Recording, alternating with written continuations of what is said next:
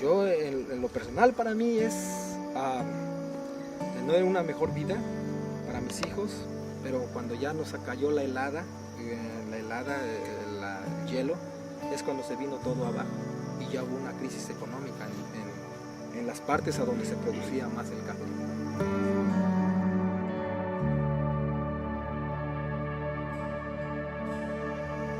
El pueblo tiene muchas cosas como las drogas, el alcoholismo y otras cosas por ahí, que eso tenemos que trabajarlo pero en conjunto, con la comunidad completa. Lo que yo quiero es que tengamos un pueblo pero sano y con mucha gente que quiera trabajar para que al futuro también tenga ellos una forma buena de vivir.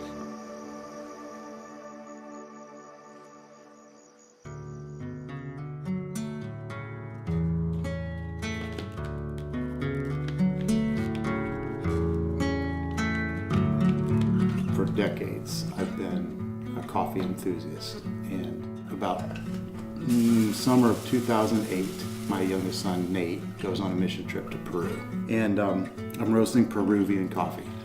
And I'm thinking, my son's in Peru, he's there for a week, he's gonna leave. Knowing that coffee is the economy of some farmers there in Peru, I start to put this thing together thinking, well, instead of sending people there, I bet we could just go to a community and we could just offer the farmers a better price. It'd be easy. Then we'd bring it here, we'd sell it, and we would just, naturally through the free market help this community. So I'm in a work environment where we have a salesman, and he's a believer, so I started to tell him about this idea, He's like, that's a great idea. And I know a guy. And he's like, this guy is from Mexico. He's from a coffee region, I think. He was born in this region. He lives here now. He's from Mexico.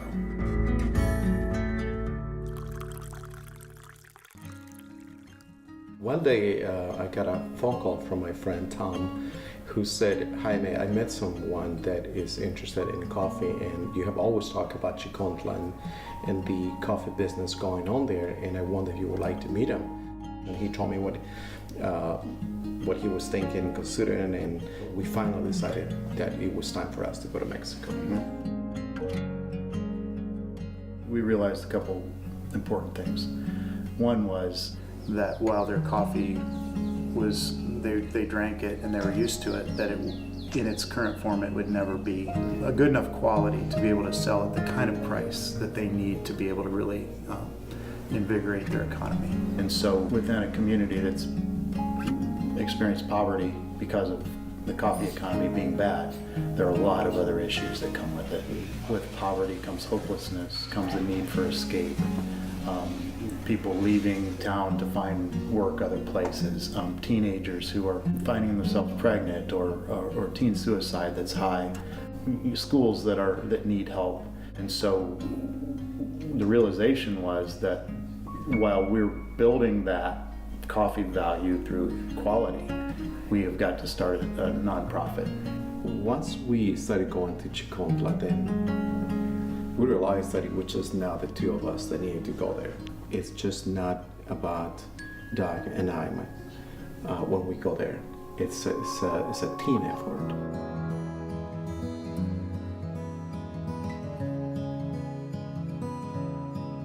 The intersection of Jesus and vulnerable populations and Mexico, my heart's there.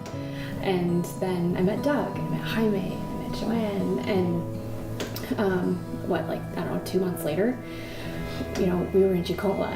It's, a fulfillment of a calling, and people feel called, and that you're just kind of facilitating that.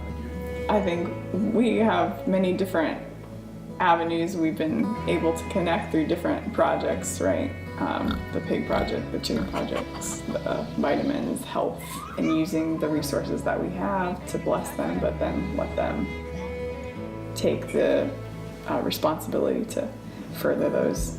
For decades, their economy had been suffering. The hope that something might change spurred them to organize. And because of that hope, there's that energy and that momentum that together we were able to capitalize on.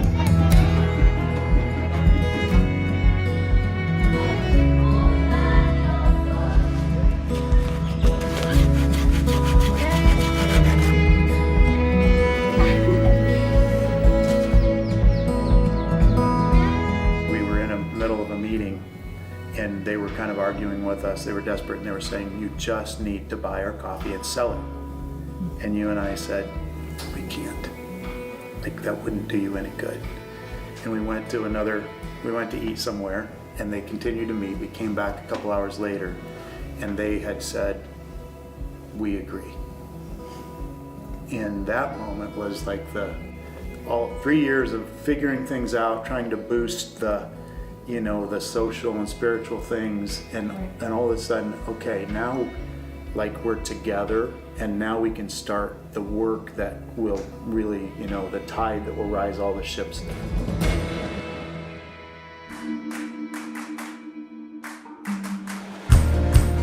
Since then, we've been able to get processing equipment. We've been able to help purchase 100,000 new plants that have been planted so that the blight doesn't affect them anymore. We have now our third person who's going to college.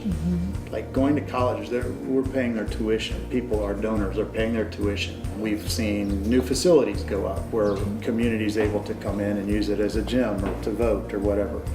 We've seen micro enterprises where people have started with 2 pigs, and I think the one lady's now up to 40 some pigs out of those 2 pigs, and sending someone to college. We've seen the church have a better footprint in the town because they're starting to interact with other people. We've great relationships with the city, special education programs.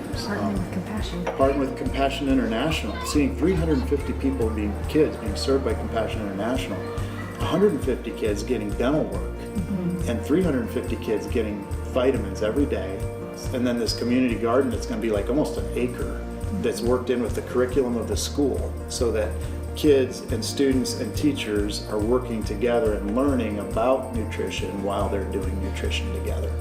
And it's gotten to be the point where we're almost to that place where with our resources we're just catching up to it. We're not quite able to do that finishing.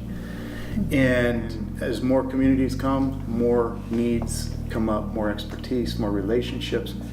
What exists here in coffee growing community right now isn't enough. And we need more help. We need more funds from people who are so generous and good-hearted to trust us to do this. We need to build more capacity to serve more people in this way without losing the relational aspects, without losing the trust building, the time, the slow, steep. We're just getting beyond our means. And we know God is going to provide, but we need to invite more people into it.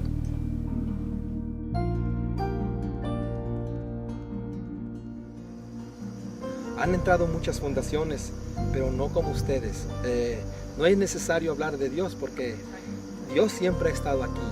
Nada más que hacían falta ustedes para crecer esto. De veras, a mucha gente le ha beneficiado.